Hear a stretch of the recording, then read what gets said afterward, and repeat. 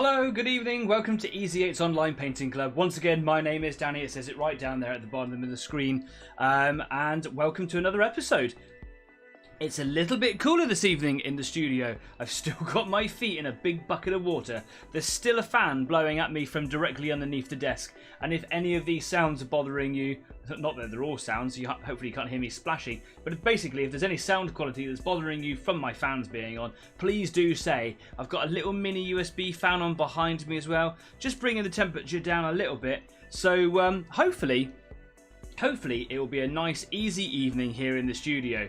If you're new here to Easy 8, it's not a tutorial show or anything like that. There's loads of that stuff already out there, and go and have a look because there's some awesome stuff out there. This is literally just a place where you can come along and paint your models with some live company from myself, from these guys over here in the live chat. And for the next 2 hours I will be here live painting my stuff, just generally having a nice evening. We've got some people in the live chat. I'm just going to head on over and have a little look at what's going on over here. We've got Leslie, we've got Kess, we've got Jeff. Hi guys, thanks very much for coming along. Kess just says, was just thinking of asking Dan if he was free to play MechWarrior Online, and then remembered what day it was. No, I will not be online playing MechWarrior Online because I'll be here doing the show. Although it would be cool to do it afterwards. It's just going to be too hot in the studio.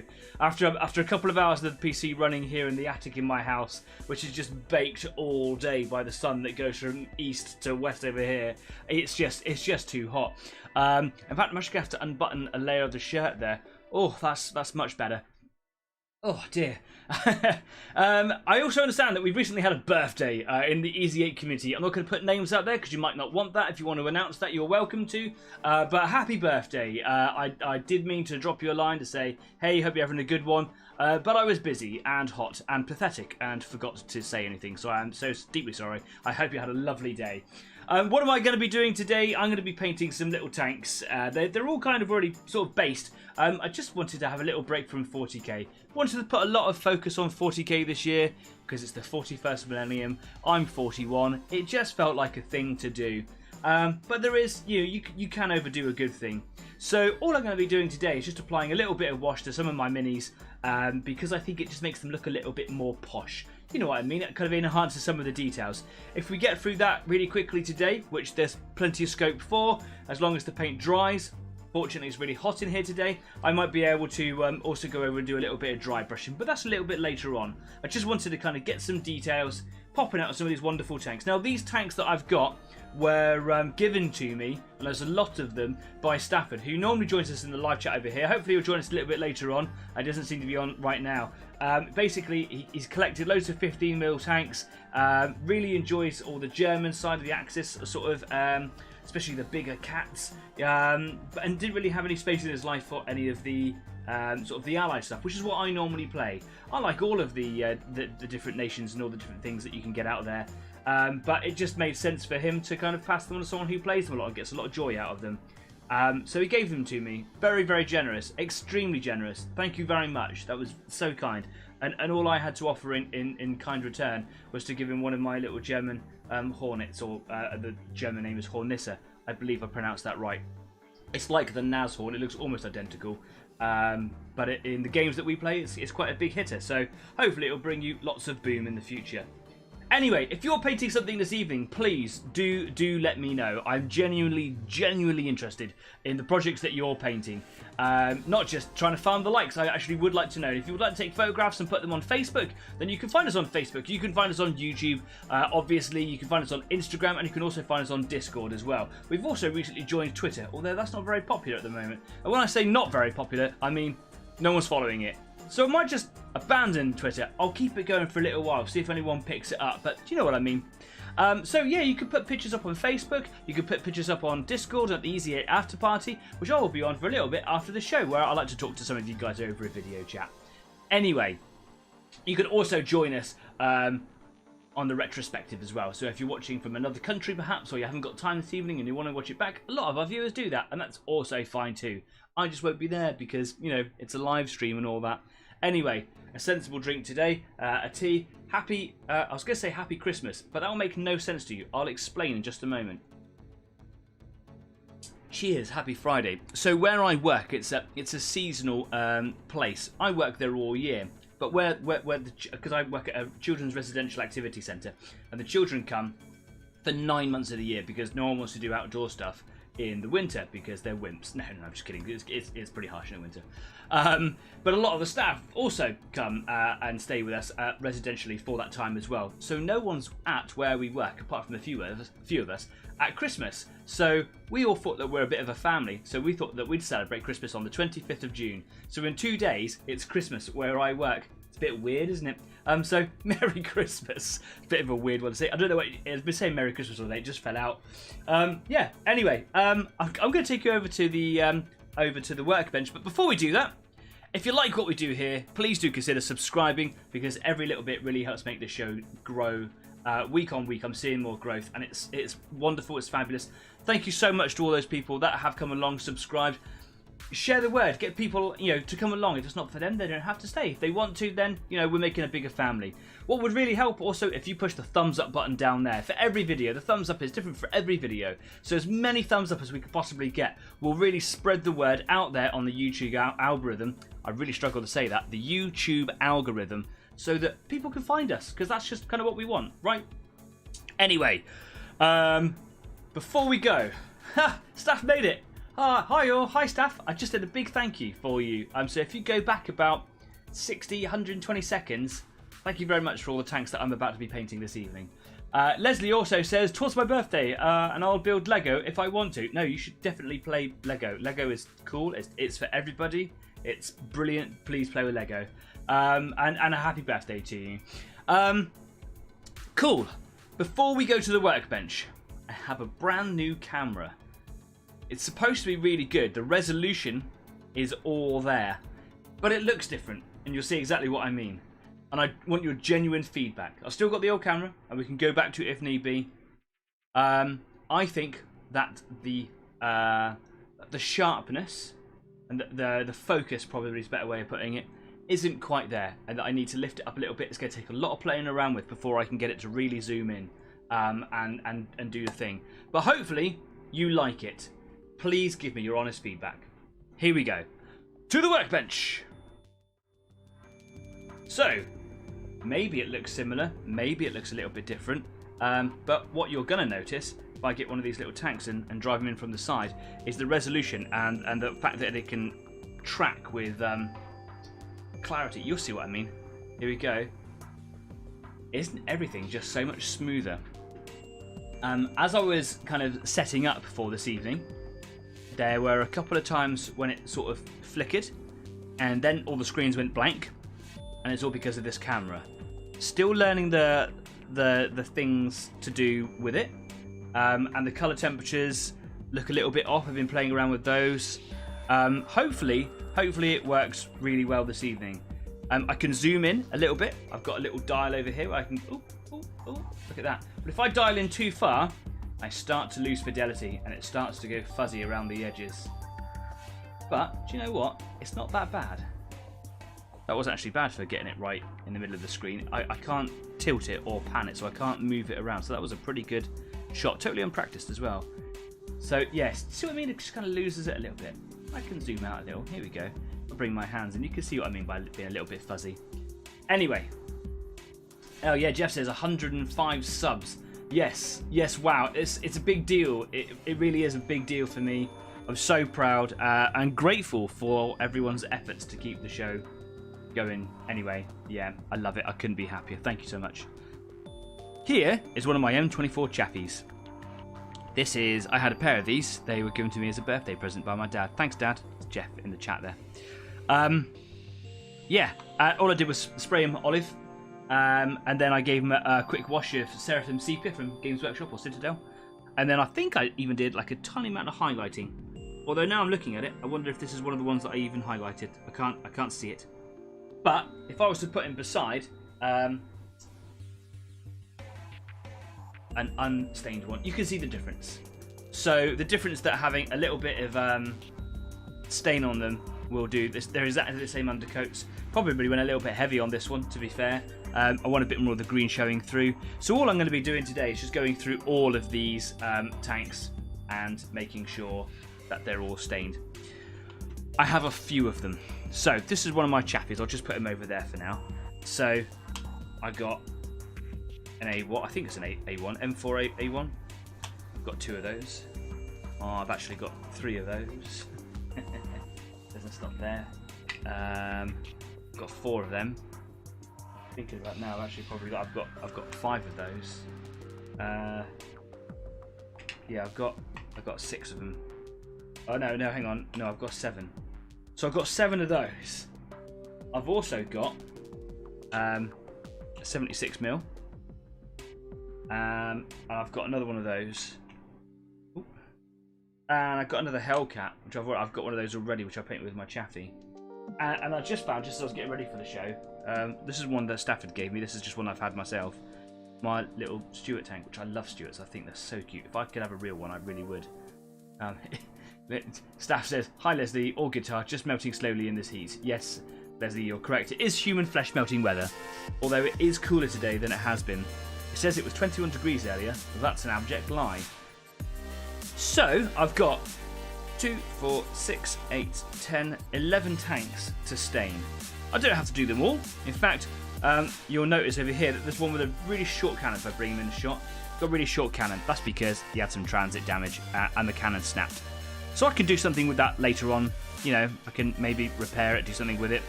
And then there's this one here that has a slightly different colour hull to all the others. And I think that's because I painted all these for Stafford with my airbrush. It took me 5 minutes to do it, rather than Stafford having to spend hours with a brush. I did it very quickly. But I think this hull was already done. So, because they're actually the same tank, if I move these guys over here, all I'm going to do is just simply lift this one off and just swap out the broker one for the discoloured one. And I can just say goodbye to him for now. You don't need it. Oh, you never ever use this many tanks in any of the games that we play. Although it is fun to have them. Collections, right? So there we go. There's one there. So I've got loads of these 75s. A little bit of dust on some of them. There we go. I'll give them a quick dust down in a minute. So they all just need staining, so that they all will eventually match this little chaffy here. How's the camera working for everybody? Is it good? I have spare turrets and stuff. Of course you do. Yeah, if do let me know how you feel about the camera, because I understand it might not be working for everybody. Right, let's put some of these 75s up here. I call them 75s. I don't think it's a wrong thing to say, because you've got 75mm cannons, 76mm cannons. You know, just for ease, isn't it? Also, me and my gang, we play What a Tanker, and it doesn't really make that many distinctions between all the different chassis types, just the cannons, really. Right, I'm going to put my Chaffee over here. I'm going to keep my Stuart over here as well, and I've got the Hellcat. Hellcat's a really nice tank, isn't it? I really like it. Hell of a gun. Hell of a gun. Right, so, because I'm probably going to make a little bit of a mess, I'm going to get a piece of paper up here. Yeah, I'll get this piece of paper, why not? Here we go. Colour temperature looks like it's a little bit on the blue side, doesn't it? Camera seems absolutely fine. I do not have a spare camera. I have a spare camera.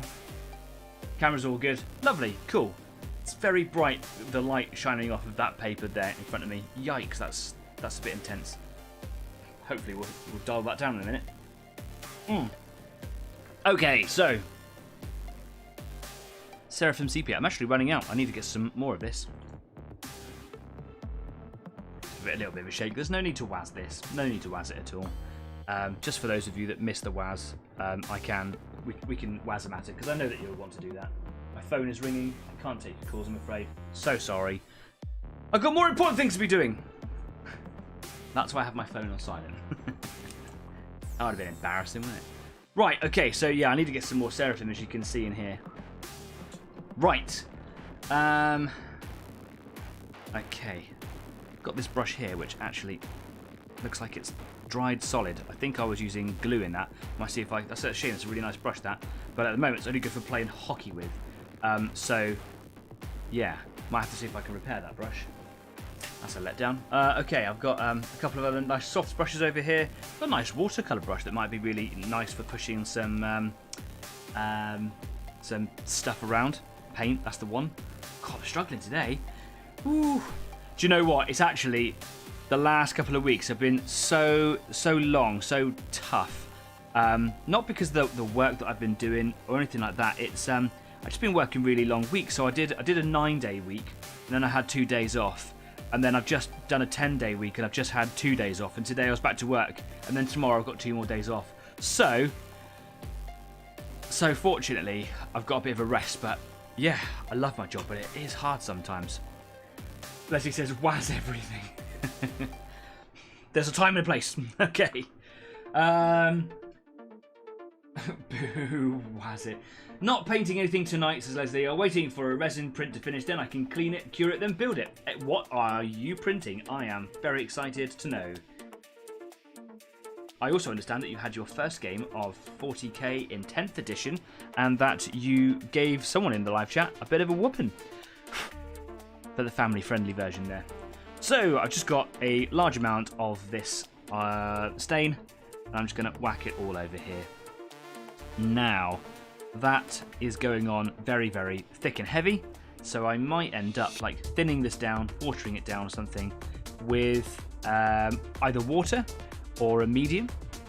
If I use a medium, it will help retain some of the surface tension, which means that it will act more as a filter. If I add some water, it will break that surface tension, run around all over the place, and it will stop filtering the colour so much, which I think is kind of what I want. Because as you can see, this looks like a browny green now, and that just looks like poo pants, doesn't it? We don't want this. So, what I'm going to do... This man has not cleaned his paint water since the last episode. Some water. So I cleaned the brush out, got some water on here, and yeah, we'll make a bit of a mess of this. There we go, push it around a little bit. Now I'm thinking that this brush was probably a bit too big. I've put too much substance on my brush, and it's hard now to kind of, you know, move it around and do cool stuff with it. So we're going to move away from that one. Nice idea. Probably a bit too much for the size of the miniatures. So let's go down to something a little bit easier to handle. Not that brush. Do you know what I'm going to do? I'm just going to use my Kolinsky brush. I'm going to use my number 2.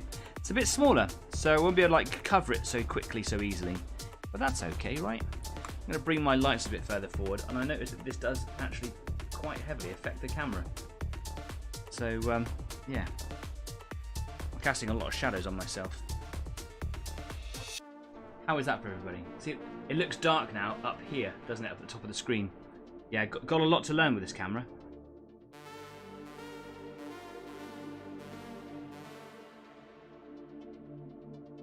I'm going to do all the undersides and stuff a little bit later. Right now, I just want to get the tops done. And I'm looking to avoid any excessive pooling, which is quite likely with the way that I'm going to be staining these. Because I'm essentially sludge washing, just trying to keep it neat. And I don't really want to sludge wash. Like I often say, sludge washing's got its place. It's great for doing things really quick. If you want to do a whole horde army, I do it with my Tyranids. But yeah, not for these guys. And what I can do with this wet brush, as long as there's not too much stuff in the bristles, is I can pick the paint up with capillary action and then you know, deposit it somewhere else.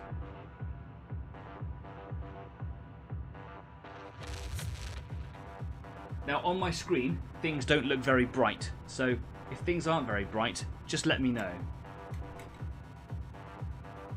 Feels like I need a lot more light source coming in. But my monitor is pretty poo pants, so yeah, maybe I don't know. Okay, gonna move this hull and just put him over here for a second, and now I'm gonna do you know what? I think I might be able to get away with. No, do you know what? Saying might be able to get away with is a bad thing, isn't it? Let's not try and get away with something. Let's do it properly. I'm going to get my tack axe clamps.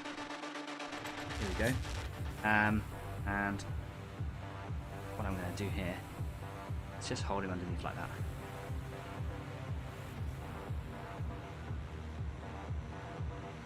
There we go. Not too dark at all. Oh, maybe it's just my monitor. Maybe it's just not looking so bright on here. Yeah, I hope that everything is nice and clear, because I make the show for you. The quality is everything. So yes, it is just very bright in front of me.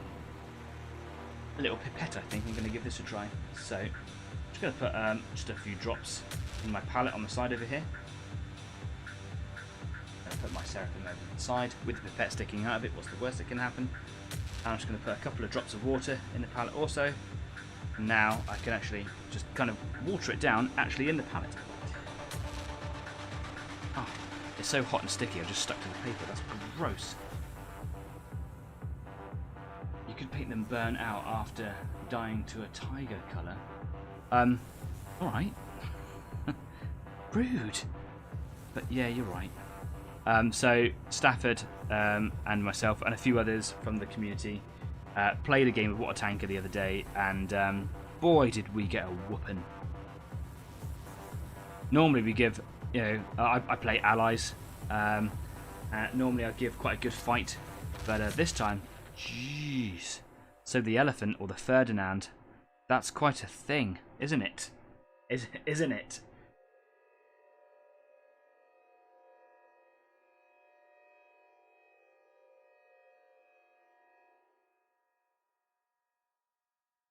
I wonder what happens if I zoom in.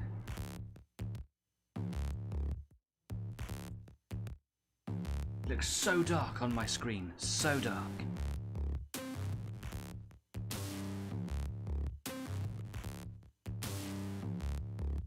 Now, I want a little bit of filtering. I want there to be a little bit of, changing the green. But actually what I suppose I'm trying to represent is just grime and dirt and stuff, I don't want to do like griming effects like you can do on some of the bigger tank models. Less is more, and I think that that's really important to remember when you're painting little models this size. You can very easily overdo it, so I'm just gonna take my time. And like I say, the only reason that I'm really doing these today is just I want to have a bit of a break from all the stuff that I've been doing recently, and just to tart all these up. And really, I suppose, to say thank you, Stafford.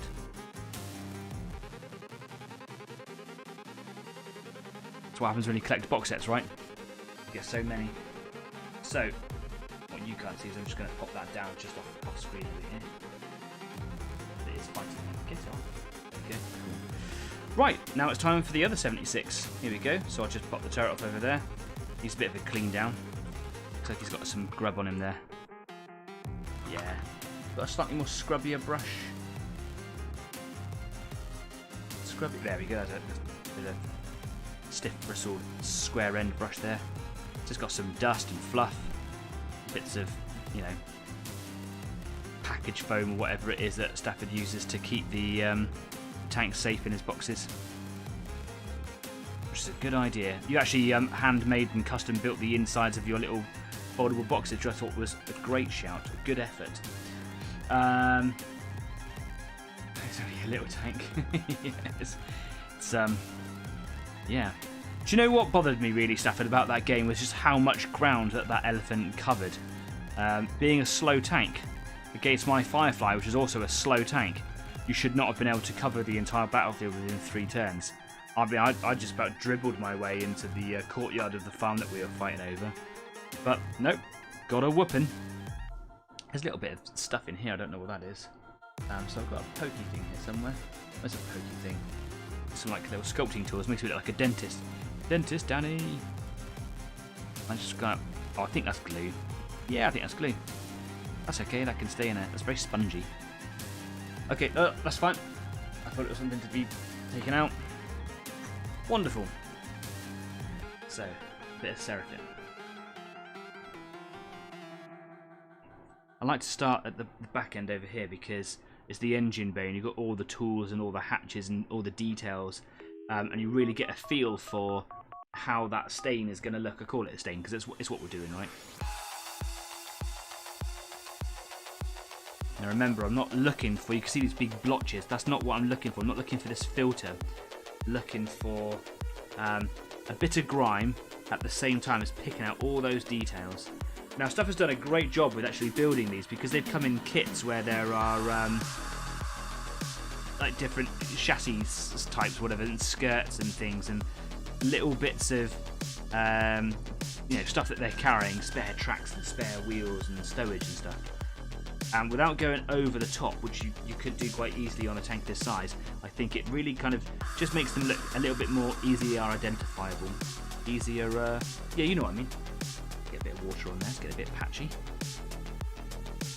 Bit of a fingerprint inside on that one there. We'll hide that later, that'll be alright.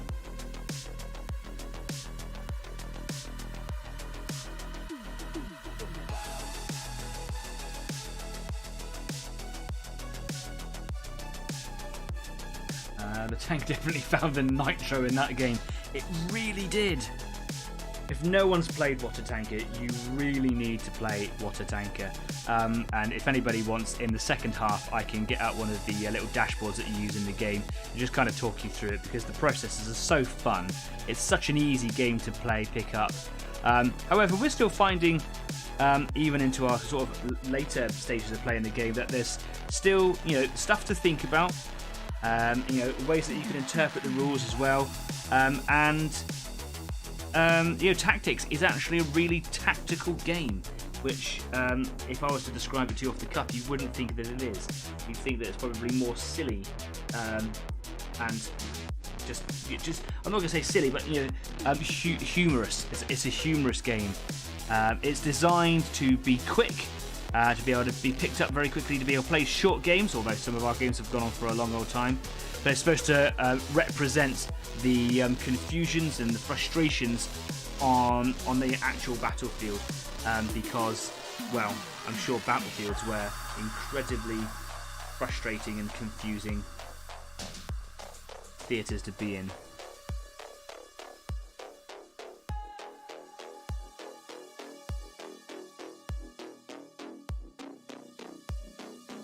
Like that famous plaque that's at the tank, I think it's at the Tank Museum, where it's an actual phrase from an old tank commander who I think has since left this world, and it says that they've got enemies 50 yards to the front of them. He's saying on the radio, yelling on the radio to reverse while the driver is advancing. The gunner's clocking all these targets, and someone hands him, in the confusion of everything, a cheese sandwich. So yeah, that's the British for you, I suppose. What a confusing situation to be in. Some more comments going in. You're welcome. More targets for me, says Stafford. Yeah, thank you very much. We played with up to 15 tanks on the table. That was as many tanks as we've ever played with before. That was some serious game. That was a whole end of a day. That was. Yeah, it went on. But we don't often play with that many tanks. But if you're playing things like the later German tanks, because they've got so much survivability, it's actually quite fun to play little scenarios where you might have several Panthers and a couple of Tigers, so on and so forth, but actually going up against 10 Shermans. Do you have what it takes? Oh, I'll tell you now, if you're the Germans, you absolutely do. Their tech was insanely good. It is insanely good. My airbrush is made by German manufacturer. Precision.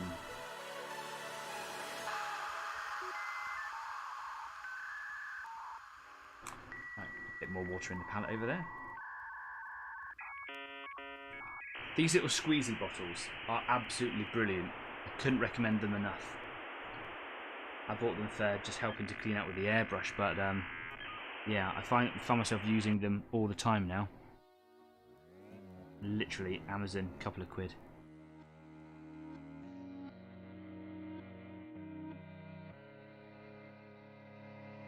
So once the paint is sort of settled in some of the places that I wanted to, with a brush that's pretty soaking wet, just dab off a little bit there. I can just dab the bristles onto like the flat surface, and it just helps spread the paint and the colour around. That's another 76 done. Okay, do a little bit of space over here on the workbench. Off the side. Nice. Okay. Onto the 75s. Now, I've still obviously got to do the undersides of them. It might feel like I'm smashing through these pretty quickly, but that's not the case. Not the case at all. Put the brush over there. There's my little cleany brush.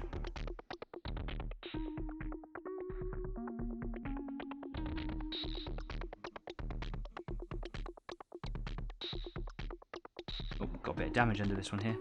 Put together a bit weird. It happens. You put a lot of glue in that one, didn't you? Yeah. When you're using what do you call it? When you're using poly cement, like the tiniest pin drop is all you need. Otherwise, it just leaks out everywhere and makes a bit of a mess. That's on the underside, so that doesn't matter at all, does it? It's fine. Let's get the turret done as well.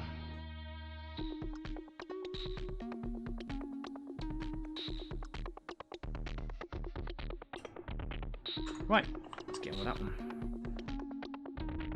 Now the engine bays on the backs of these are a little smaller. There's a little less going on them.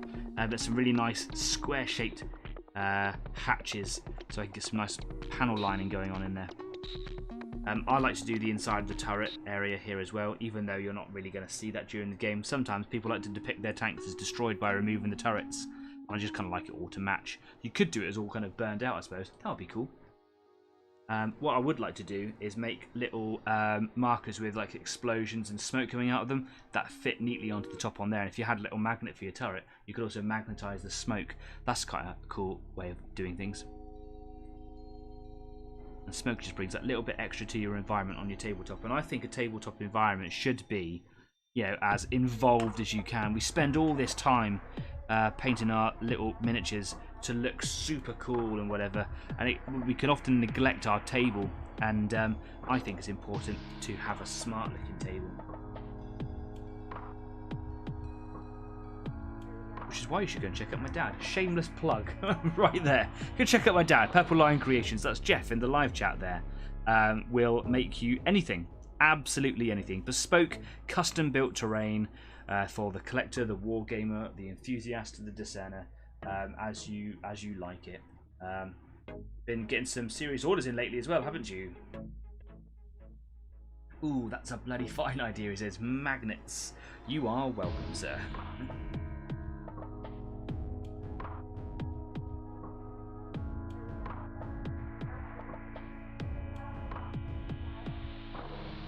So I'm going to say it again. My monitor looks very, very dark. Do tell me if your viewing pleasure is also too dark.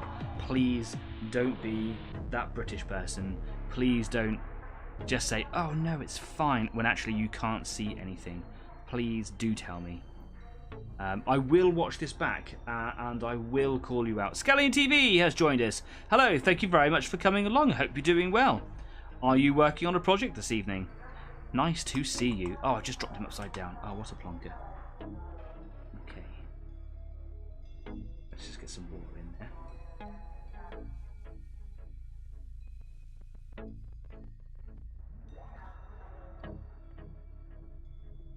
Now, as I'm adding more water, there is more risk of it pooling into little coffee stains or tea stains. So I'm just trying to be vigilant, make sure that I spot any of that stuff going on.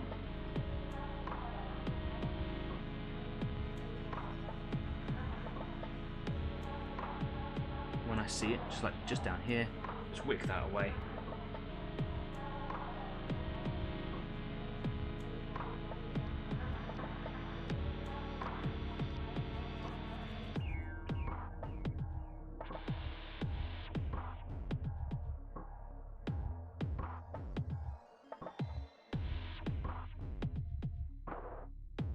Jeff says it is quite a bit darker than it usually is, I think. Yes, I don't quite know how to sort that out. I will have a little look. Basically, there's a window open in the background. Not a window, you know, like a window. And I've got some controls in there, and it might be like, you know, a brightness thing, or you know, some sort of a scalable thing that I can do to affect the brightness.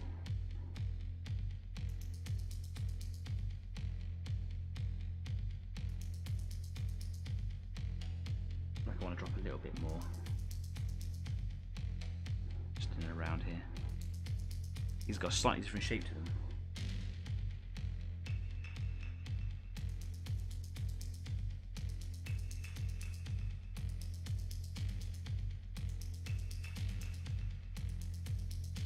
The problem with the cameras, of course, is it's all webcams, and it's just affordable alternatives to buying expensive 4-figure cameras, which I absolutely do want to do. I just want to be in a position with Easy 8 that has basically a larger fan base. I'm very happy with the fan base that we've got. I just want to have more before I start making large investments like that. So absolutely, that is somewhere where we're going. Just please help me by liking, subscribing, sharing, and hitting that thumbs up button. Scanning TV says, I'm actually cleaning RC car parts. That's cool. That's cool. You don't actually have to be painting to come along to the painting club. Just come along and chat with the guys, right? I say guys, open to everybody. Very sexist of me there, I'm so sorry. Right. That was a slightly tougher one to paint. Those curved hulls make it a little bit more difficult. I'm going to push him over here. You can sit there. Nice. Okay, let's see if this turret here is any easier to paint. Right, let's just have a quick look in the background and see if I can affect the exposure, potentially. Let's see what happens. What about processing? What is that? What does that mean? Okay, that's noise reduction here. We want to keep that as it is. Let's have a look at. I can affect the color temperature. Oh, there we go. That's a bit more promising. Let's have a look at this and see what happens. What happens if I do this? Oh, almost nothing. Okay, cool. What happens if I take automatic off? Oh, okay. So the world has gone apocalyptic. Okay.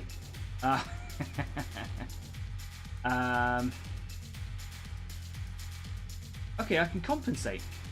That's okay. How do we feel about that? Let's roll with that for a little while and see what happens. Okay.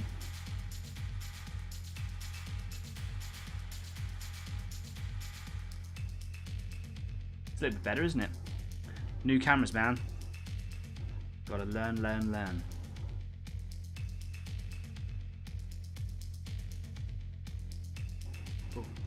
It's falling. My eyes, what happened? Why, God, why? Why'd you do this to us, Danny? I'm so sorry, Leslie. Happy birthday, we can take away your eyesight. That's really harsh, I should not have said that. So sorry.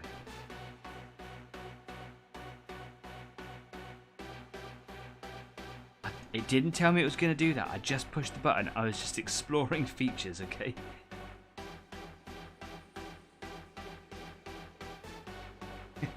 That's better, yeah.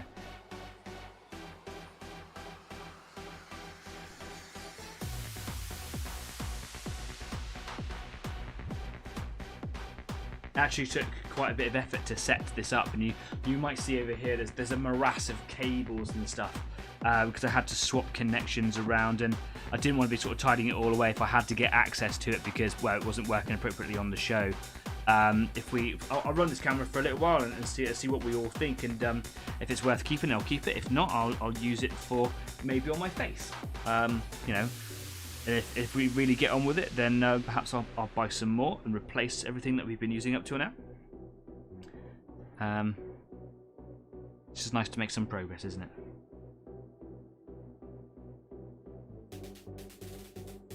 Okay, that's actually looking really quite good. Moving it around a little bit, just so I can see all the different sides, making sure we've not got too much pooling. Okay, you can go over here. Oh, just spotted some pooling on. So what I'll do is I'll pick that up, come back in, just down here. pooled, but not all the way around, and that made it look rubbish. It's better, right.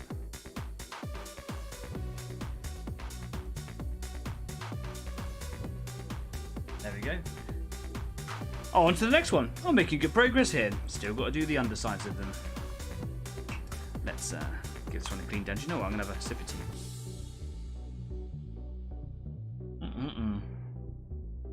It's a good cup of tea, that. It's the first one I've had all day. Caffeine is a desensitizer for me. Kind of doesn't perk me up, it brings me down. Kind of like a leveler. Not the levelers. Good band, though. This one's got some little water cans or jerry cans. Just on the side of the thing there. They'll fall off if he starts driving away. Cat hair. I'm not sure if it's your cat, Stafford, or mine. But what will a show be without a cat hair? Now, some of these I've noticed that the hulls haven't been glued together, so you wanted to get access to paint the tracks better, didn't you?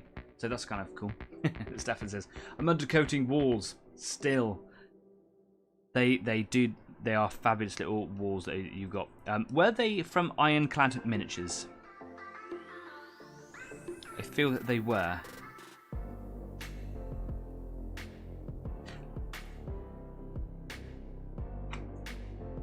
And if anyone is looking for some decent terrain in various scales, resin terrain, you should definitely go and check out Ironclad Miniatures.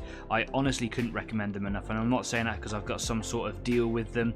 I just go around to shows and meet people, and create relationships and friendships and stuff with all the different providers and services that are out there, because there's so much cool stuff out there. You guys should know about it because we're all in this hobby together, and yeah, you should definitely go and check out Ironclad Miniatures. Me and the AZ8 community bought a load of stuff from them in 15mm because that's the scale that we play in our historic games at the moment. And I bought a load of train track, resin train tracks for making a railway, I suppose. Stafford bought a load of walls. Dave bought a load of trenches, and they look fabulous. They're all painted up. We played with them in the game the other day. Stafford got his stuck in there, and I shot it in the back with my chaffee and killed it. And then I couldn't take out the Panzer II because, yeah, trenches.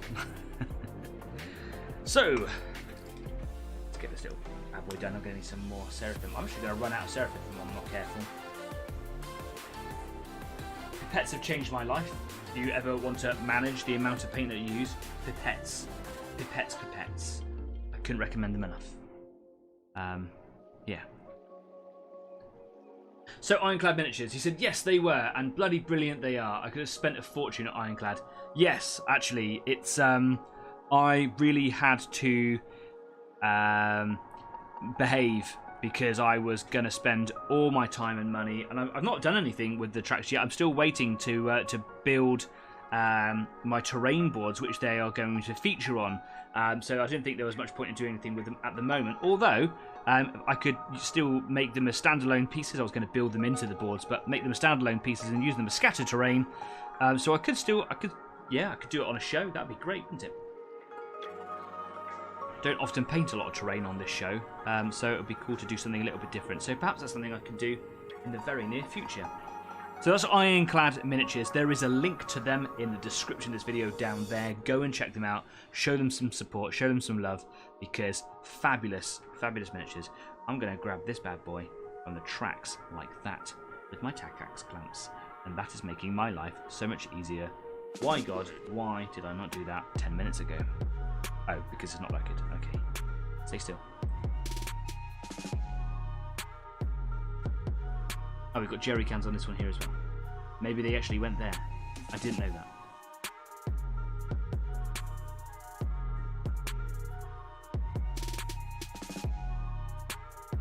That was a bit heavy, wasn't it? That was a bit thick.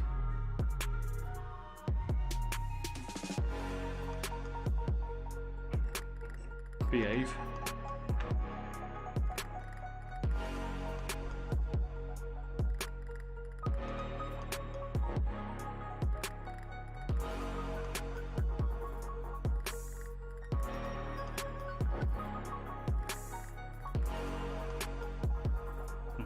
some water on this tank.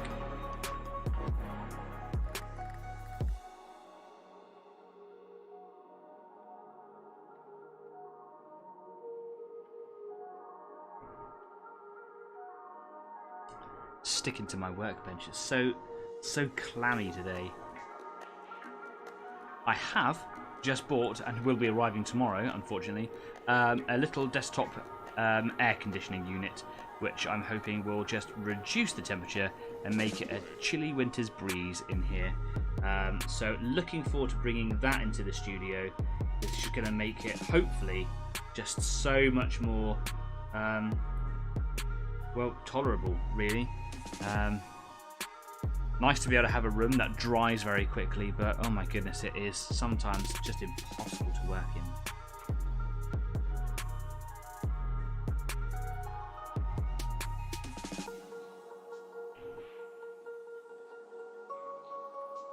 Now I could of course choose to do any brown on these as a part of this washing, staining process.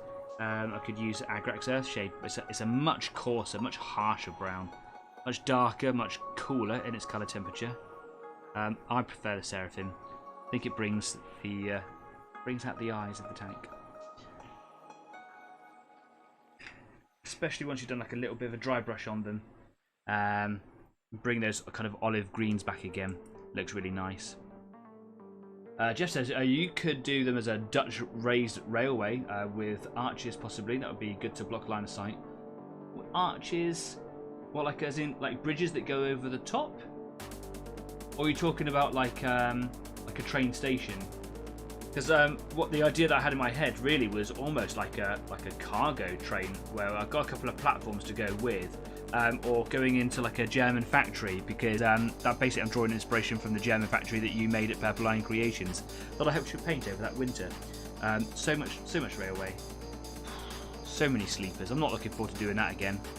I've got several feet of it. We had 16 feet of that German railway, but I thought that the factory was a nice idea. I haven't got a model for it or anything, but you know, I've got some platforms and I've got loads of rail. I think that the trick is to not make it look like that the train or the railway is the centerpiece. It should be like a nice thing to, you know, be an aside, if you like. You know what I mean? Like the railway shouldn't steal the show, but it should be like, oh, we're fighting inside a railway. Should be quite cool. But do we have to keep going off screen over here? I do apologise for that. Not actually able to pan with this camera.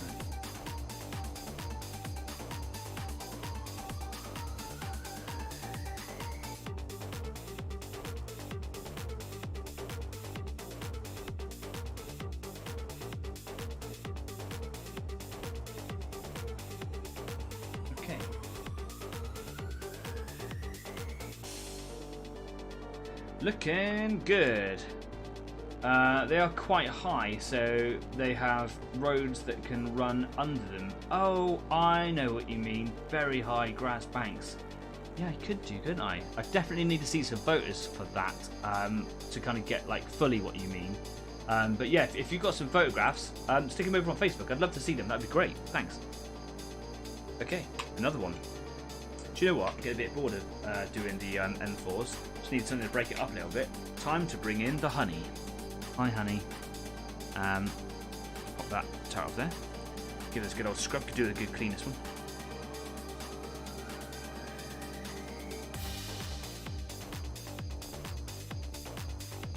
Now this is the M3. This is the earlier design. Some years later, they redesigned it, and as you can see on the front of it here, it's got slab armor, so you know, you can get shots better there. So later on in the war, they made the M5, and they basically turned the glacis all the way up to here, so it was like a slope, and yeah, it kind of increased the penetratable armor to something like 40 millimeters or 42 millimeters or something, equivalent of, it's a tiny little tank, tiny bits of armor. But it meant that the steering levers or cantilevers or whatever they are went from being floor mounted, where you push them forwards for forwards and backwards for backwards. They were ceiling mounted in the M5, and they'd operate the other way. Kind of weird to think, isn't it? So while it's fundamentally the same tank, it is fundamentally not the same tank. And even though the Chaffee was brought in to kind of replace it as a part of the armour race, the honey tank, as far as I'm aware, stayed in service all the way through because the crews loved her. Now what I'm going to do with this one, I think, is keep the turret on it, because the turret's so small I don't want to be handling it separately, and I can actually pop it on and just kind of leave it elevated, which means that I can get in and around and underneath it. So, grab the brush, get a load of sepia. Yeah. Love a honey tank. And I've killed some big things with the honey. Jagdpanthers, sorry. Oh my goodness. What a day. Elever gamer cat and mouse. There's that word again, elever. For any of my foreign cousins watching this show, doesn't mean anything. Elever. It's a hell of a thing.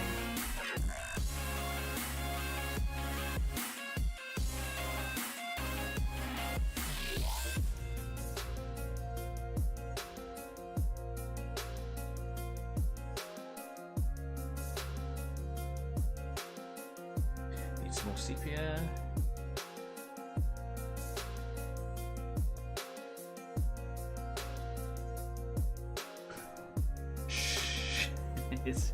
Yeah, it was Stafford's Jagdpanther, as you might be able to tell. It took a long time. I wore it down, and then I was able to outmaneuver it by wearing it down, and I got behind it, and then that was that. Fate was sealed. But even then, I still thought, oh my god, still could lose.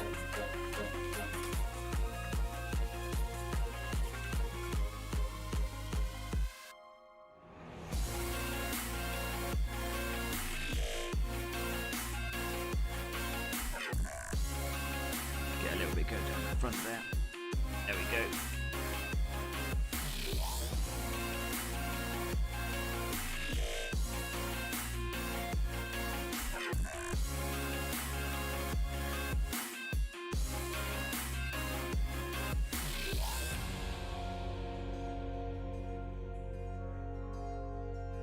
There's been some people in the community recently going, when are we going to go back to the tank museum as if we can't get enough of it? I'd love to go again. We want to maximise our annual tickets, obviously. So let's talk about going again. But I think if we were to go again, we would definitely need to consider what we're actually going for. So, you know, is there a particular project? Are we going to learn something? It's always cool to go and look at all the things, right? Like any museum, just go and take it in as a piece of art, as a piece of history.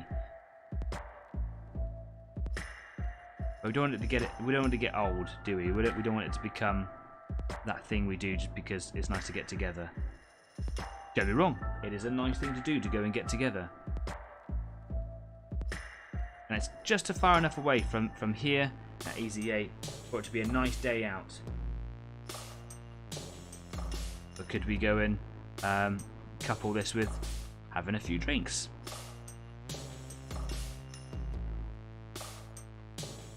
But of course we've also got Combatant Combat Collection nearby as well. We've been talking about going to that, and well, you know, just for me, work has just been a little bit busy to kind of organise it just yet, but it'll be a very easy one to organise, and we can just kind of pop up there anytime. It's more just about just making sure that I've got the time with home stuff as well, you know.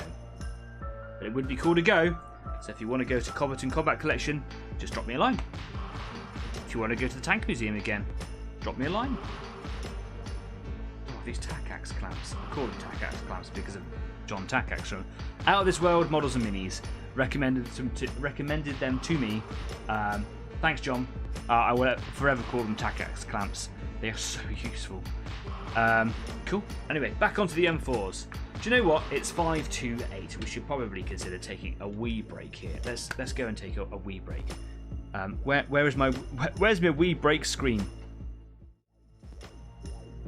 Now, connoisseurs will notice that in the bottom corner here, normally there's like the little tiny camera here. Well, it malfunctioned at the beginning of the show, so I've just kind of taken it away so it doesn't look completely rubbish. My apologies, I'm still learning there for that.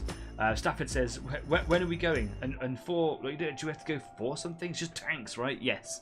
Yeah, it is great. It's just, you know, it's quite a thing to organise. It's, you know, a 2-hour drive out. Was it like an hour and a half or something? 2 hours. So it's a long day, isn't it? When you factor in the 2 hours either side of the trip, and then when we go there, we go, oh yeah, we saw this the last time. Should we go there for something? Let's try and make something of it. Let's I don't know, write a list and spot the tank or something. You know what I mean? You know what I mean. That's a yummy cup of tea.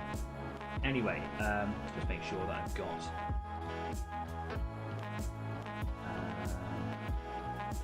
Yeah, cool. When we come back, we're going to talk about some really cool stuff. Steph said, "I'll drive." Cool, I'm totally up for that. Let's organise it. I'll let you guys get talking. Is this something that the whole community wants to do? Put it up on Facebook. Use Easy8's platform to talk to each other outside of here. Use Discord. Even though it's got like video channels and things to do, you can type to people in there as well. Do whatever you want. Get people talking. Let's see if we can make a bigger thing of it as well. In the meantime, you guys should probably go and take a quick break, because I'm going to go take a quick break. Whatever it is that you do, go and change your paint water. Don't be like me. So disappointing. See you in a minute.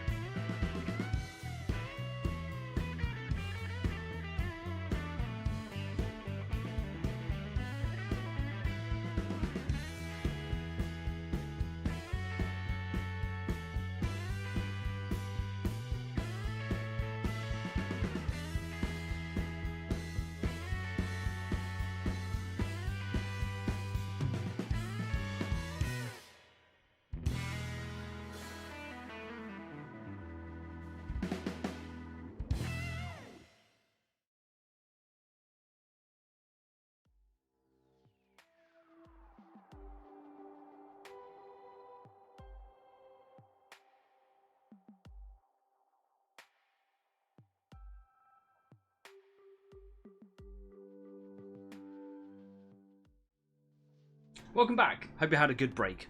I went and saw the cats. They're downstairs alone and chilling out in the cold because it's so hot. They don't really like the heat.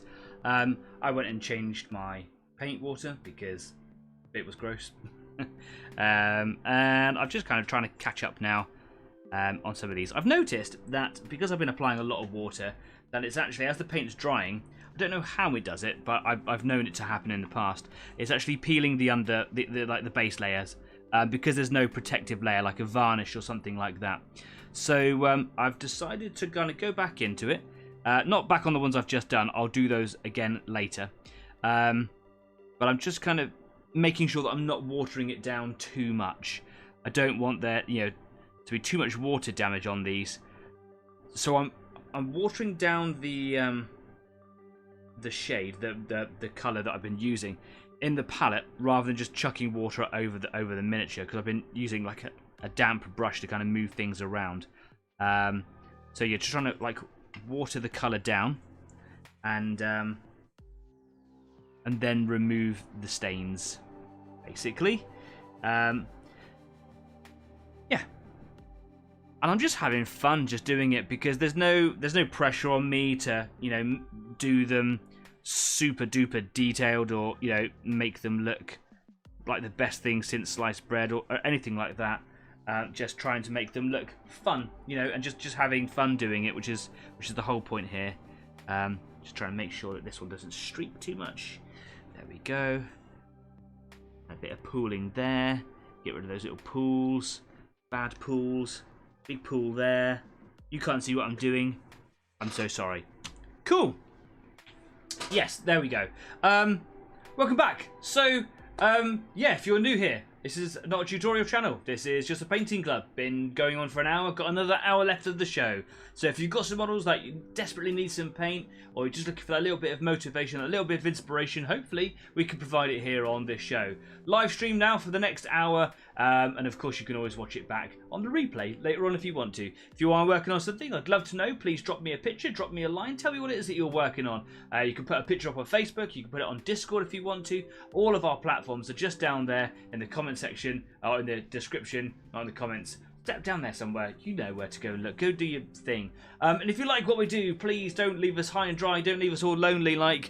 Do subscribe to the channel. Every little bit really helps us go a long way. And like we said at the beginning of the show earlier on, we're getting bigger. We've got more people behind us, and that's just brilliant. So hit the thumbs up button while you're at it, please. That would be great. Thumbs up, subscribe. You know the drill. You know what you're doing. It's YouTube, man.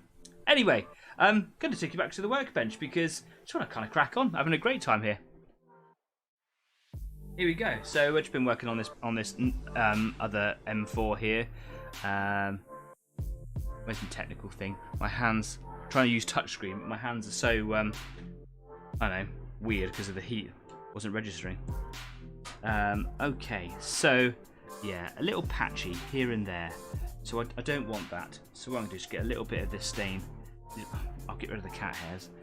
I'm just trying to get rid of the coffee staining by just kind of going back over it. I don't like to just try and pick the drying paint up even just with a wet brush. If it started to dry too much, because you'll end up just kind of like scratching the paint, if you like. You'll tear the layer that is drying. So I like to get just a little bit of colour, the colour that you've been using on the brush. And for me, it seems to just help blend. If you've got some big pools or coffee stains or whatever you want to call it. Yeah.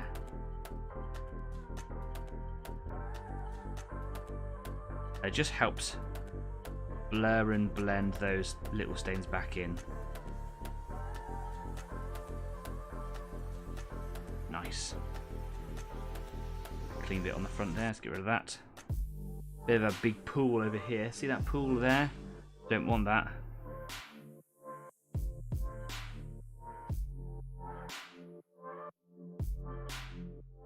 Little bit of colour back on the brush. Just kind of blend that in.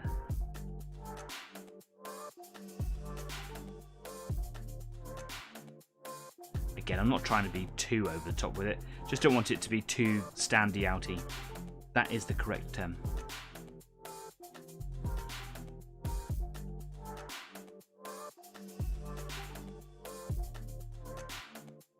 There we we go. And that can go over here. Trying to turn them all and face them all and line them all up so I know what turret belongs to what, but not that it really matters an awful lot. Okay, the next turret. Now, just before we went away for the break, I spoke about a cool thing that is happening. So, the cool thing is the North Devon Model Show. Now, I live in Devon, as do a few... Hurrah, staff's driving, tanks. Yeah. I live in North Devon, as do quite a few of the Easy 8 community, because, well, you know, when you start a project like a YouTube channel, your friends will kind of get involved, which is lovely. We have extended far, far beyond that, but I do have quite a base of viewers who do come from the local area, and in and all around Devon as well. So something like North Devon's actually not too far away. It's only like an hour, hour and a half at most to drive from one end of the county to the other. So the North Devon Model Show is going to be happening on my doorstep, and it's something that I didn't know until it was dropped into the live chat a couple of weeks ago. I think it was Jeff, my dad, that dropped it in there, which is great. It's even more brilliant because the Pit Gaming Store are going to be going there, and neither of us knew that, you know, that I lived here. And I'm hoping if Pit Gaming Store, if you're watching this, Matt and team, it would be great. Is it Matt or is it Rob? I've kind of got myself confused now. Hey guys, it's Rob. If you are watching this, or maybe you're watching it back on the replay or something like that, it would be great to meet up with you. I know that you are travelling all over the country, doing all the shows, really getting the Pit Gaming Store presence out there. Like 70-something, 72 shows or 76 shows in the year. There's only 52 weeks, man. What, guys, what are you doing? Anyway, it would be great if you have the time / inclination to meet up, because you must be staying down here overnight somewhere, and just around the corner from where that show is, there's premiere ins and all sorts. It would be great to actually meet up, maybe even play a game, which I'm sure we can organise, being the county hosts. So yes, if anybody is interested in going to the North Devon Model Show, drop me a line, because I think it's exciting that we potentially get to meet people, you know, traders and the like. It's just a nice opportunity, right? Now, I didn't know that the North Devon Model Show existed. I didn't know it was a thing. I don't know why it's ever evaded my attention. I feel quite guilty. I'm sorry. But because it's so close, and I have talked about doing this in the past, is actually making a presence as Easy 8 at a show. Not as a visitor, but as a stand. I think it would be something really cool to do. Now, what would I do? I hear you ask. Well, discerning viewer, what I would probably do is just set up a nice stand where people could display their works that they've been doing whilst watching the show. I've always thought that that would be a nice, charming idea to do. I could even run a live show from the comfort of behind the bench. I could help raise awareness and advertising, free advertising for other companies, especially ones that I use the term loosely, affiliate with. We're not professionally affiliated with anybody, but, you know, I shout about people's businesses all the time. So I think that there's a lot of scope to do something good and fun with it. So I will be getting in contact with the organisers of North Devon Model Show, and hopefully doing something awesome with it. I've just pulled the front track off of this tank here because my hands are clumsy. The reason that has happened is because this model here, Stafford has built in where the two parts of the hull still come apart, so you get easy access to paint the tracks, but it is being a pain in the backside and will not slide together properly. So tell you what, mate, if you could just do as you're told, that would be great. Will he go? Will he go? Will he go? It's too warm. I don't have the patience for you. Oh, thank you so much. Apparently, if you talk to your inanimate objects, they do you a solid. There we go. It's going. Is it in? It's in. Oh. A little bit closer.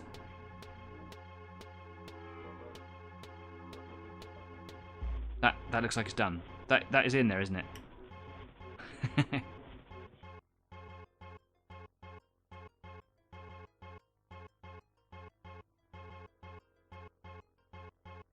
Should we call that done? I'm going to check it against another one because I'm just being a bit anal with it really now. It does look like it needs to slide forwards a little bit more. Just fractionally. As you can tell by the hole.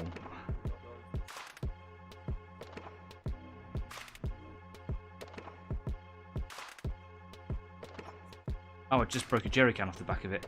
I'm such a klutz. Okay. Last little push. It's a boy. Yeah, you can see that the drive housing here doesn't line up with the drive wheels. Do you know what I'm going to do? I'm going to come back to that one. Clearly, he needs a little bit of attention. I'm going to pop that one over there. There you go. Cool. Let's move on to this one. Oh, this one's the same. Okay, cool. Leslie says, finally, someone understands talking to inanimate objects. They understand. They listen. They're smart. Yes, they do. That one went together all right. Yeah, cool. Brilliant. Oh, let's get some paint on, shall we?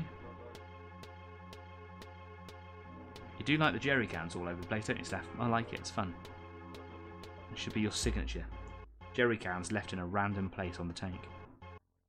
As they're driving. Did you strap up those jerry cans? Yeah. Because they're rattling on the engine bay right now.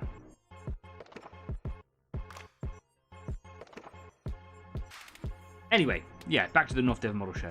I'm stoked. I think it's an opportunity. I am totally open to everyone's ideas, thoughts, views. Money? Please don't give me your money. Yeah. Because it's your community as well as mine. I'm just the guy at this end of the camera, right? I'm just the guy that kind of runs the club. But you guys make it. Honestly, you guys really do. And you should have a say in what happens. So do you think it's a good idea? Do you think it's a rubbish idea? Oops. Got my camera there, so sorry.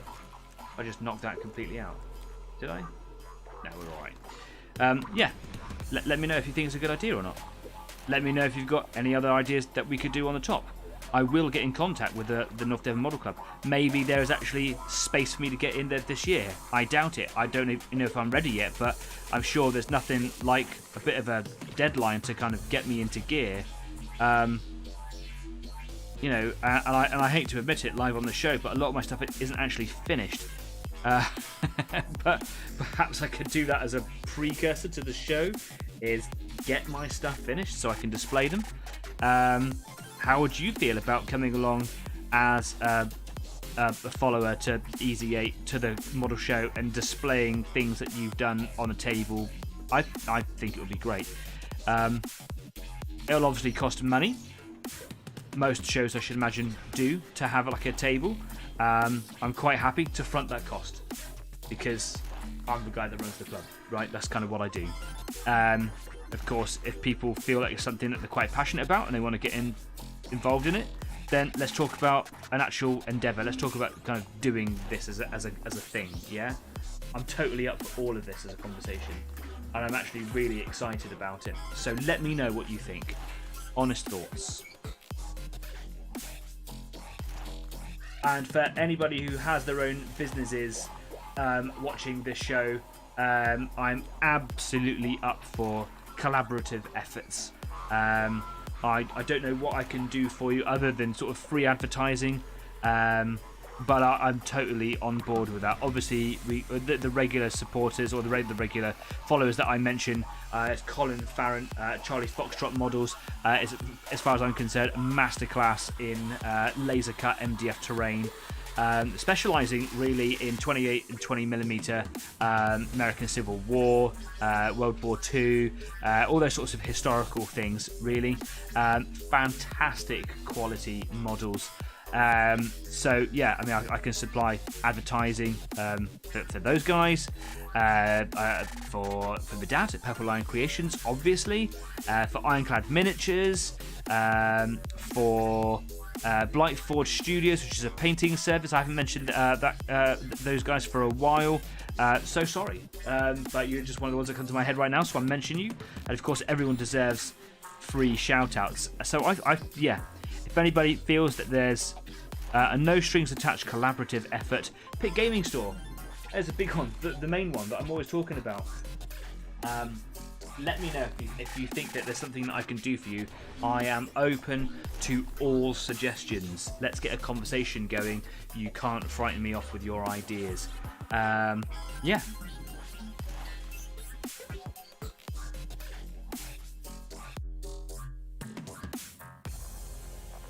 So this is the last hull to do on the top here. Obviously there's a couple more that need a little bit of like repair work or maintenance work or something, like the one I just pulled most things off of. There's the one over here with the broken turret and things, but you know, they can just sit there. They'll be fine. I'll get those later. Just kind of wanted to tart all these up really, and then once I've got all these done, I'm going to start doing the undersides of them. And I'm not going to be so fussy about the undersides. I still need to do the sides, the tracks, but I can hold them like this, do the tracks, and then I can do the undersides. Let's do the turret here as well. And what I like about this little project is if I don't finish it now, that's fine. It's just a little fun project, and I can just kind of come back to it later over the next couple of days. Just come up, do 10 minutes, you know. It doesn't take an awful lot of prep work set up or anything like that. I'm also aware that I'm down here out of sight a lot because normally my camera would have that range. This camera is a little bit different, and I apologise for that. So yeah, I could zoom out a little. Like I say, there's still a lot of work to do with this camera, kind of setting it up fine, but I think the brightness levels are much better now. That's for sure. Kez in the live chat there, if she's still active, was talking a little while ago about the Kickstarter we found from Redgrass Games with the new Modeller's Light that we both found at the same time, but we didn't know that each other were supporting that Kickstarter. We've both funded it, which is great. It's an incredible light, and if you've got a little bit of money to spend, and it is quite a pricey light, I'm going to be honest, it's near £200, but it's a really, really good light. So if you're looking for a lighting solution for your workbench, like Kez and I were, because I've just got some really rubbishy lights just either side here, and they chuck out a lot of the heat that I suffer with. They're actually very uncomfortable to touch. This is a really good solution that is actually set up for modelers and for streamers as well, so that the lights work well for the discerning streamer. I've used this phrase, the discerning, quite a bit today. If we are doing a show, we will need merch. Glad you mentioned that. That was going to be my next thing. Yes, I did design a load of merch a little while ago. I don't have like a supplier yet that you can order it through like online, but at the moment, because the community is small, reach out to me and I will make an order for you. You pay me and I will order it for you. I did a little test run a little while ago with a hoodie, and while the quality is superb, the sizing was a little on the small side, and I'm a little girthy around the waist now. I don't know if that's an appropriate sentence, and I apologise if I've made a double entendre there. But yes, so I would recommend sizing up. I'm going to be making an order very, very soon. So those of you that are watching right now, staff is obviously inquiring, and for the regular viewing community may be interested, I will be putting that order in. So yes, we can go and do all these things. I wanted to have it all ready for Salute, but it was like a week or two behind. So I would really like to kind of what's the word? I would like to have some revenge on myself, and yes, would like to be able to have it for the North Devon Model Show, especially if it's in the home county. It's got to be yes to all the above. I do t-shirts, I do polos, I do hoodies.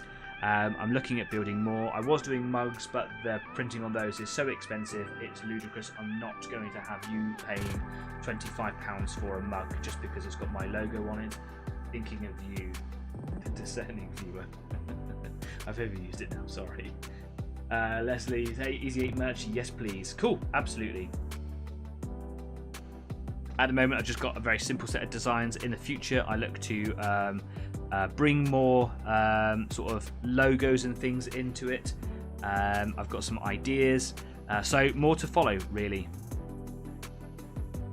The Easy 8 logo, as we all see it now, is the brand logo. That will never change, but I kind of want to bring other elements into it all, and just kind of keep it going, keep it fun.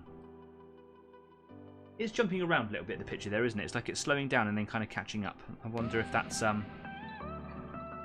problem with the heat, or if it's just because I don't really know this camera yet.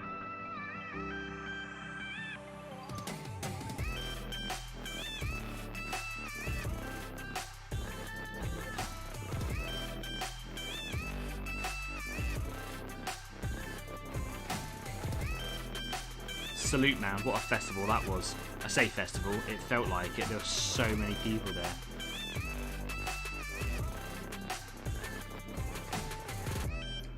Oh, I tell you what, I'm sweaty.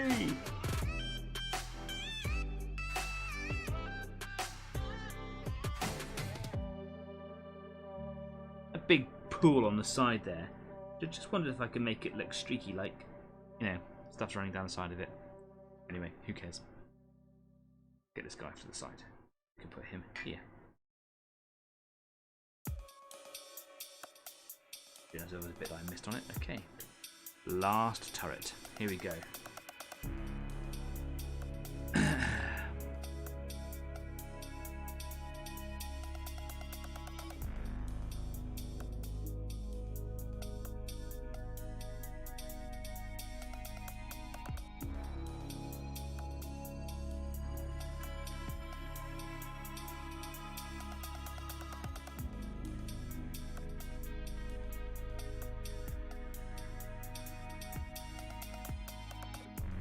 Oh, he's got a bit of sprue stuck to the end of the cannon. Bear with me, I have just over here my sprue nippers. Ooh. On the floor. I'm having a really big tidy up in the studio, and you can't see it because I've deliberately hidden it with some tactical placements. But there is rubbish literally everywhere.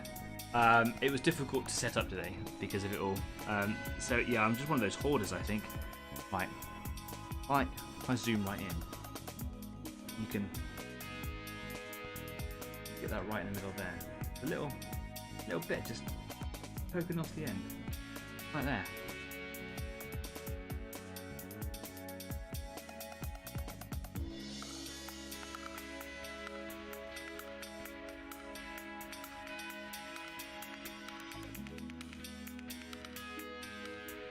Snip. Oh, just dropped my paintbrush. Red Grass Games snippers, really good. In fact, you can see the debris left on there. Yeah, really good nippers. Look after them and they'll do you proud. That's a 400% zoom. That's not bad, is it? It's the first time I've gone that far. Thought it only went to 200. Okay. Let's get some colour on the end. Ah, cat there from the floor.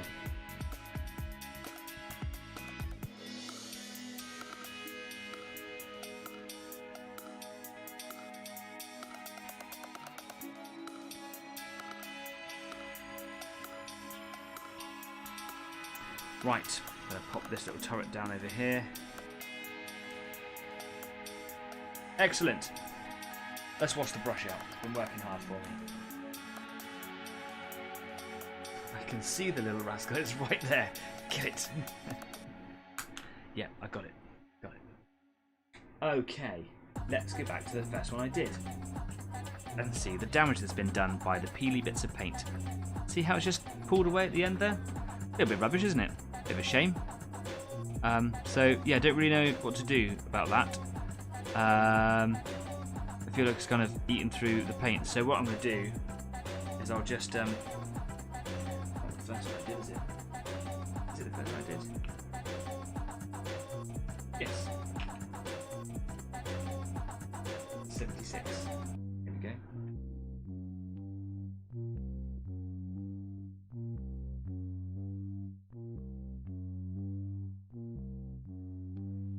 Trying to work out which ones are which now. Did get them all muddled up.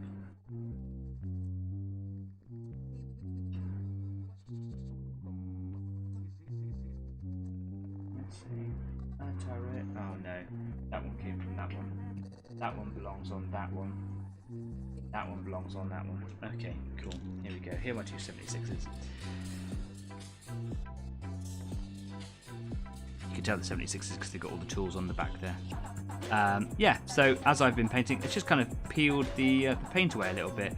So I think what I'll do to to avoid this in the future is if a heavy dry brush will hide that. Yeah, hopefully. I was just going to give them a bit of a varnish, and that would just protect them and seal them and prevent that from happening again.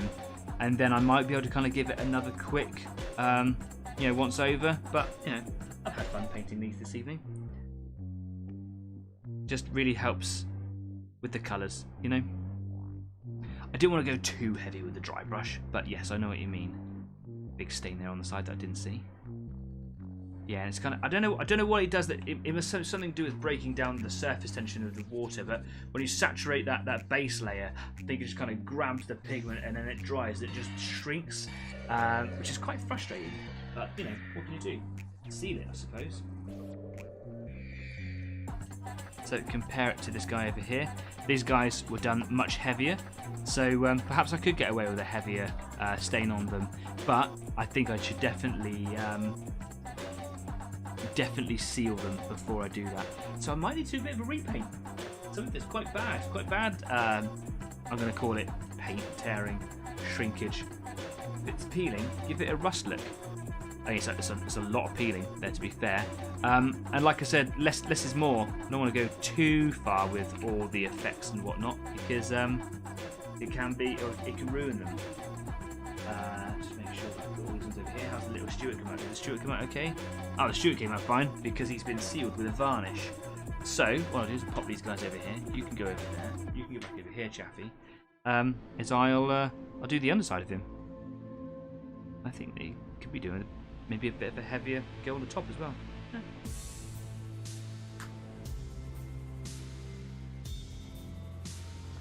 Clamped. Thanks, John.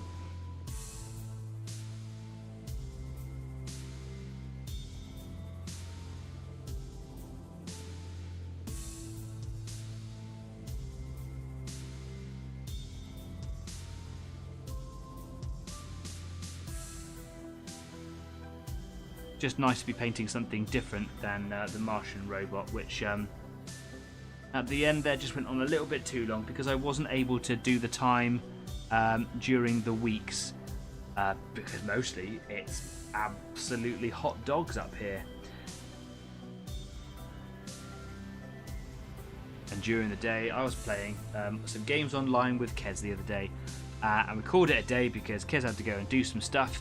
Actually hang out with Leslie because it was Leslie's birthday, and I had to go do some stuff anyway, but oh my goodness, fortunately we had to finish there because it was so hot I could barely sit in this room. I'm hoping that the air conditioning unit is going to end all my problems.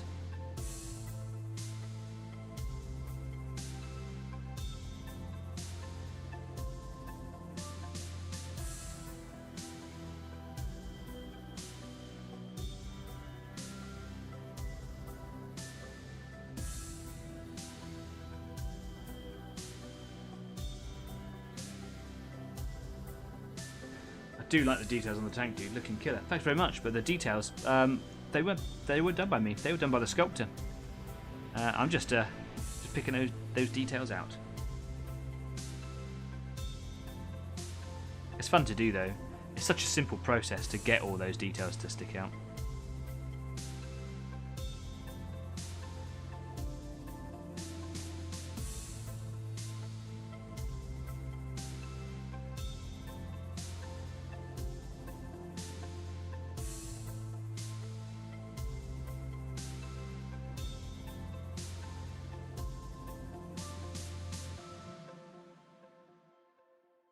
We need some more Sleepy. I'm going through so much. It still looks very cool. Thank you very much. You should give me a shout sometime and I will take you through a game of this because it's extremely entertaining.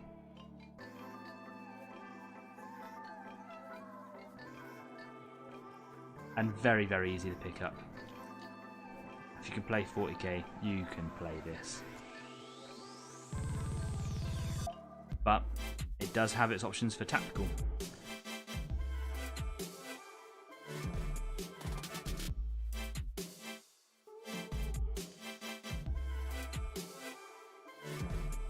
Right, let's put you over here.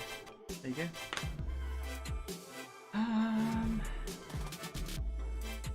Right. Yeah, as they're drying, you can see all those big white bits. It looks like shredded paper all over him. What can you do, eh?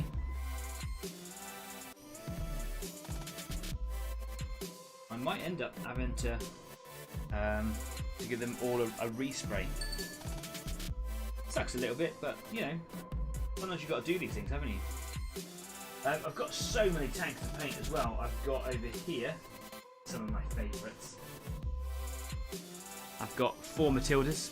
This one here is painted in British green because when I first started doing my British colours, I wanted them all to be in that colour. But as a British tank, they were actually commonly deployed in North Africa after the beginning of the war kind of gave way to, you know, bigger tanks and better armour. They still performed very, very well. They actually have really hard armour for the year that they were developed in. So we're talking like 1939, 1940. Their little, I think it's a little 3-pounder gun. No, it's not even a 3-pounder, 2-pounder gun on these things. I could even be talking complete rubbish there.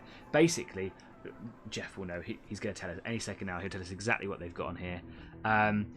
These little guns, while very good in the early stages of the war, when the Germans started developing their armour, these just couldn't compete. However, taken over to Northern Africa, they were absolutely brilliant. I believe that they might have been used in the Pacific.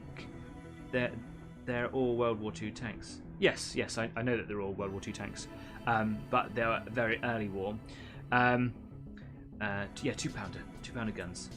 Unless you're saying, Stafford, they were for the whole of the war. Yes, they were used all the way through because they were performing very well in North Africa. So what I'm going to do is basically I'm going to change them into North African colours at some point. I'd like to have a North African company to play desert games and stuff with. To go along with them, some other tanks that were pushed to the North Africa campaign because their performance was being a little bit poor by the time that, let's say, the German stuff was starting to develop. Is the M3 Lee or the M3 Grant. You can see it here again. I had the one, and I painted it green to kind of match my olive green stuff at the time. I was going to paint it in British colours, but I've got these two as well. And I was going to do them in North African colours there as well. These are the Lee, which you can tell there's one difference between the Lee and the Grant. The Lee is the American version, and the Grant is the British version, and the only difference is 3 turrets. So the Lee and the Grant's main armament is in the hull here. It has very, very limited arc of fire, and also being a pillbox on the side of the tank is a massive catchment area for any rounds that are coming in. And when these were initially in the war, they were riveted together. The one at Bovington Tank Museum, you can see, is just covered in dome rivets. It's quite a spectacle. And we started giving them to the Russians as the Soviets as part of the Lend-Lease program, and they started naming these Where Five Brothers Die because the crew would be killed if they were hit. The rivets would fly off and turn into projectiles inside the tank, despite whether the round actually penetrated the Lee or not. The way that you can tell if it's a Lee is because it's got the little machine gun turret on top of the main turret here. I say the main turret, the little, I think there's a 37mm cannon up there to go along with a 75mm cannon here, and this is a machine gun hatch. When these were given to the British, I do believe at the time that the British general thought that was too many turrets and it got a bit silly, so just remove it. So then it became the M3 Grant. Something to note as well that the Americans never really called them the names that we know them by, so the Sherman, the Lee, the Stuart, so on and so forth. Those were names that the British assigned to them. These were always known as their mark number and their weight class.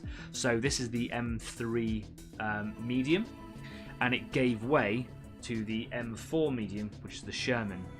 The Stuart was the M3 light, or the M5 light later on. And I suppose we thought that was too hard to keep up with. It's not, we just decided to give them names. Some tanks, the Americans probably did know them by those names as well. There's probably, it wouldn't have been so exclusive. The Sherman being a very famous tank probably was called Shermans. I think that they are called Shermans by the Americans. But it's just one of those little things to note, that it was us, the British, that called them the Lee and the Grant. We gave them those designations. So some fun factoids there for you. When playing in What a Tanker, and I don't know about any other games that this gets played in, that this one, though its main armament is in the hull, you still get to use it as a turreted tank because it's got so many turrets on it. You just kind of say, oh yeah, the main armament's in the turret. That's how easy a game it is to play. But it's still a fun little tank. I really like them. Though it still uses the same hull for the M4 with some sort of changes to it, it's got the same wheels, etc.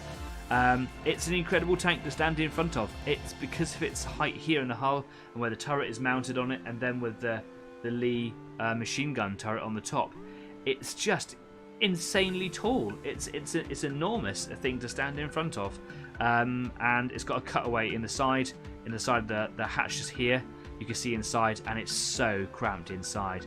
Would not have liked to have been in one of these things at all. Leslie says, still would be up for a game at some point. Sounds like a fun game. It's amazing fun. Yeah, so my Matildas and my Lees. So these all still need painting up. I've got so many, guys. It's just...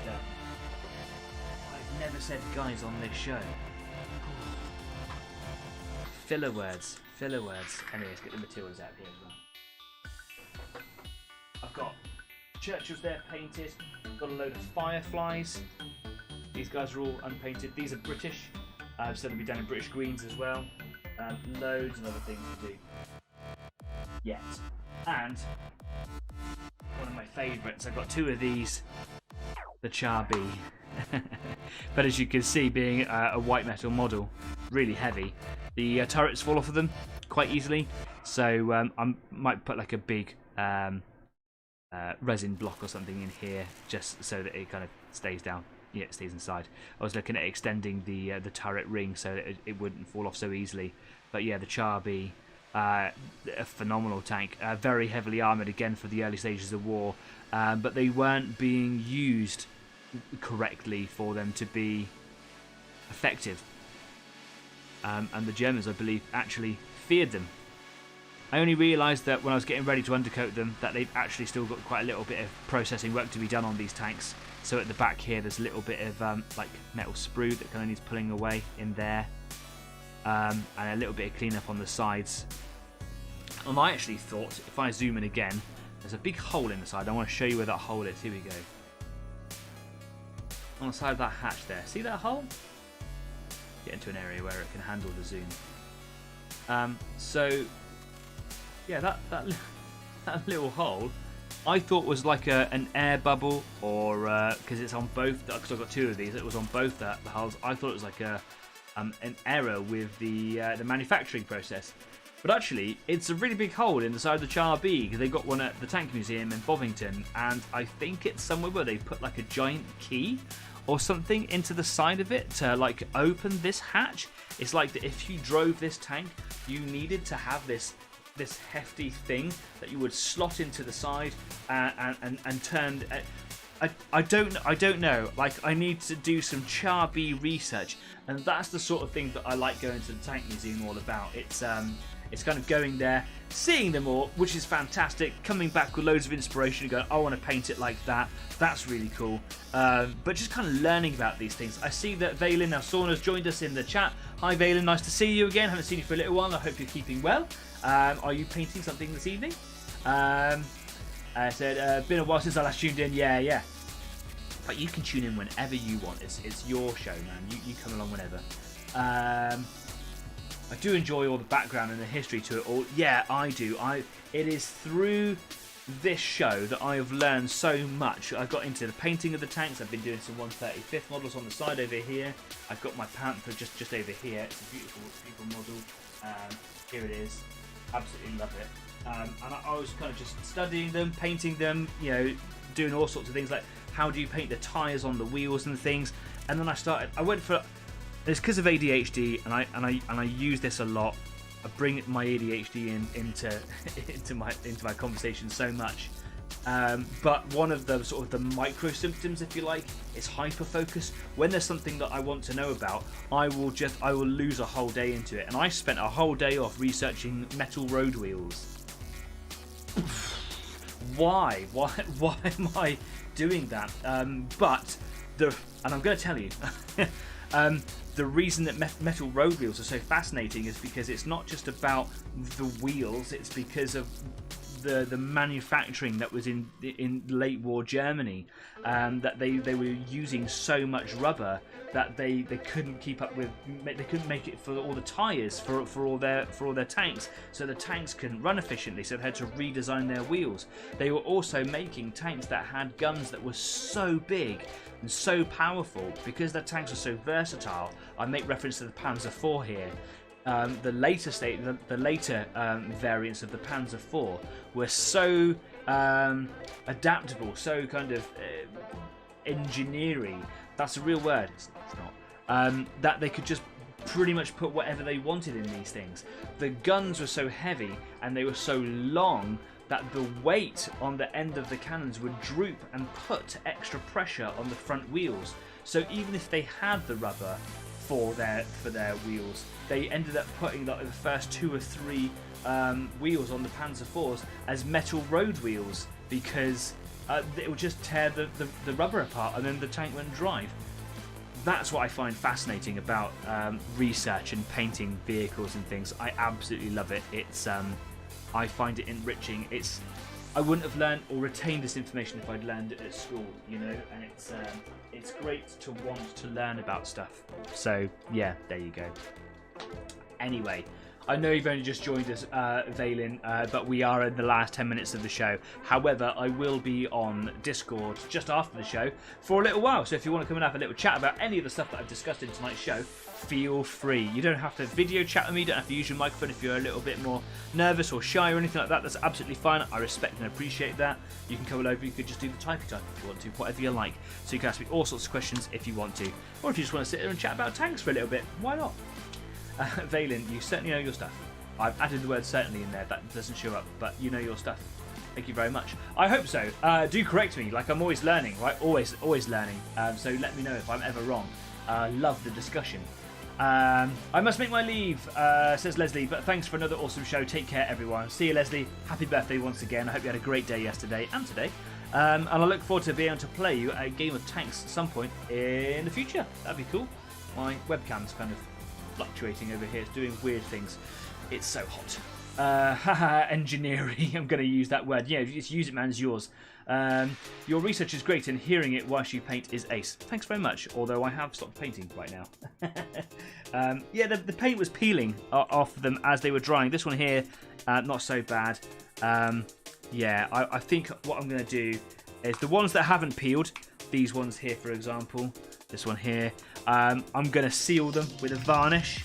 The ones that have peeled, these ones here, I'm going to respray them green, and once they've been varnished, then they'll be protected. So hopefully that won't happen anymore. It's been fun just painting them. So yeah, just going to make sure that I've not missed anything that I wanted to talk about. Yeah, cool. Do you know what? Let's come away from the workbench. I messed my buttons up over there, so I've got to use my mouse. Here we go. Oh, it's warm. It's warm.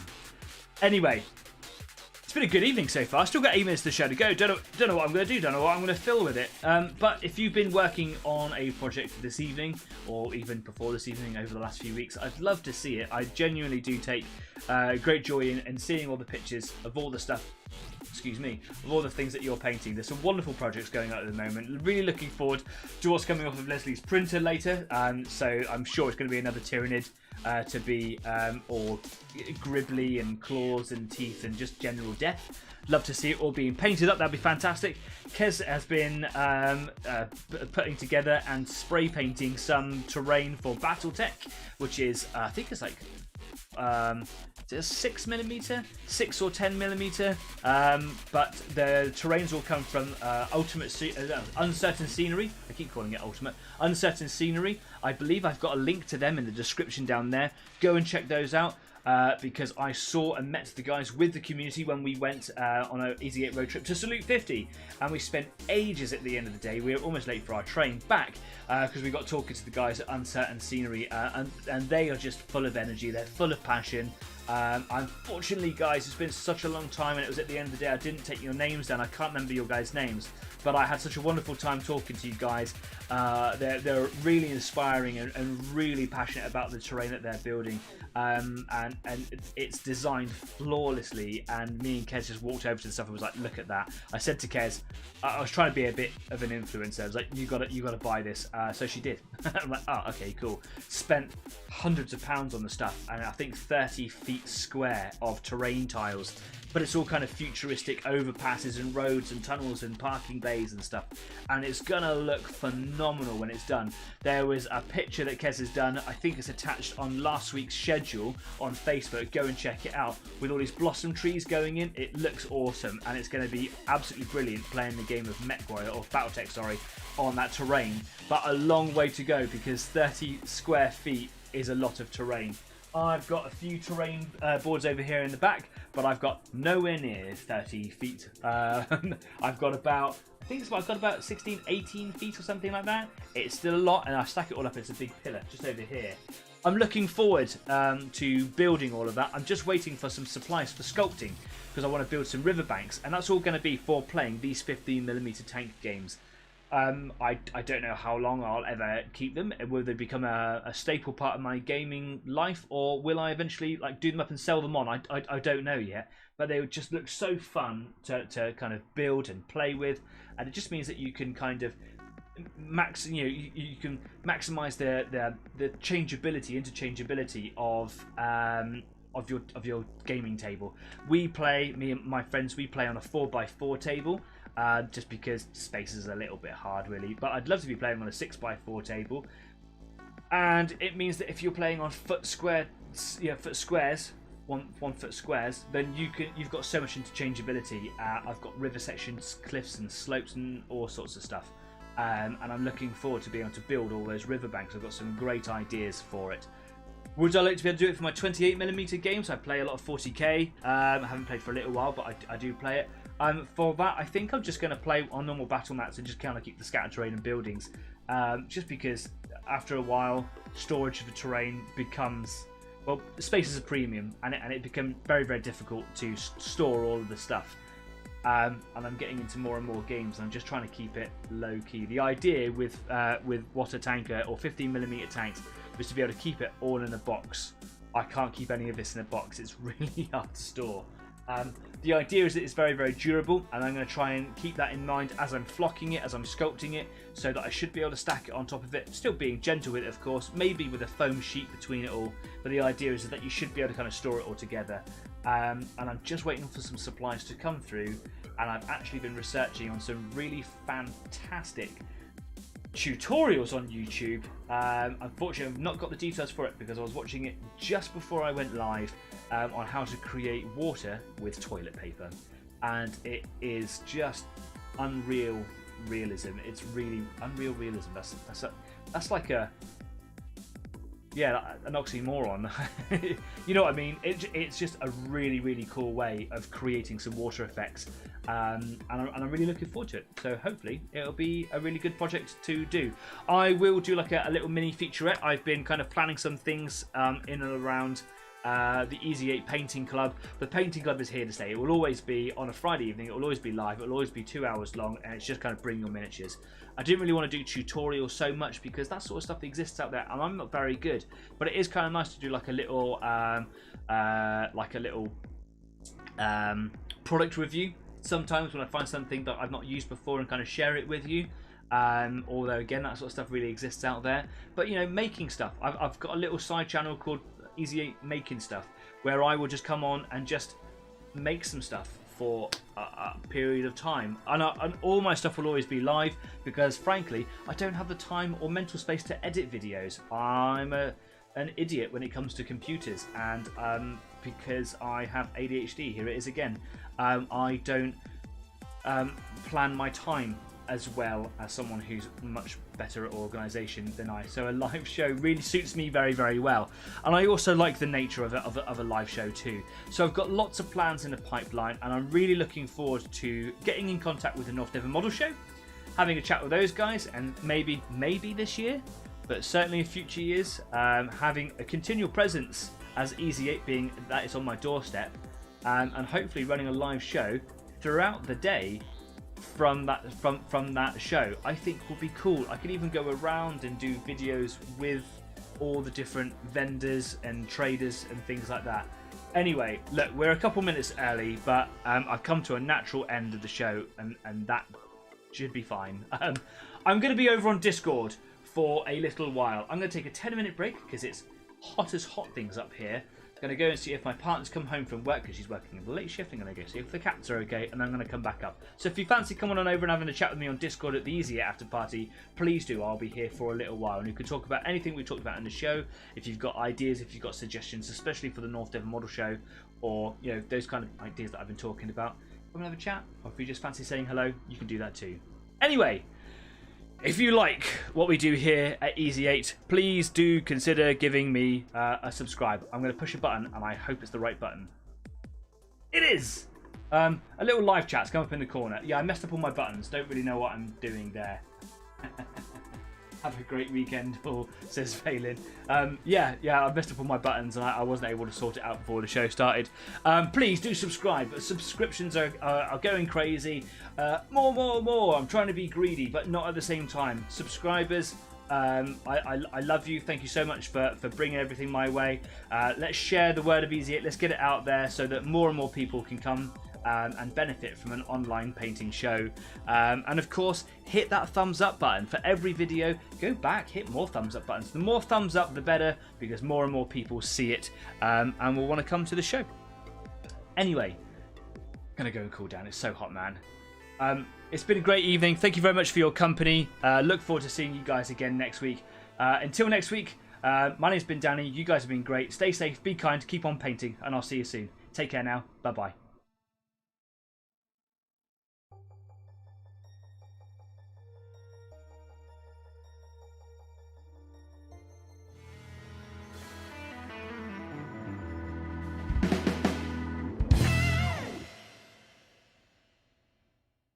Just for you, Stafford.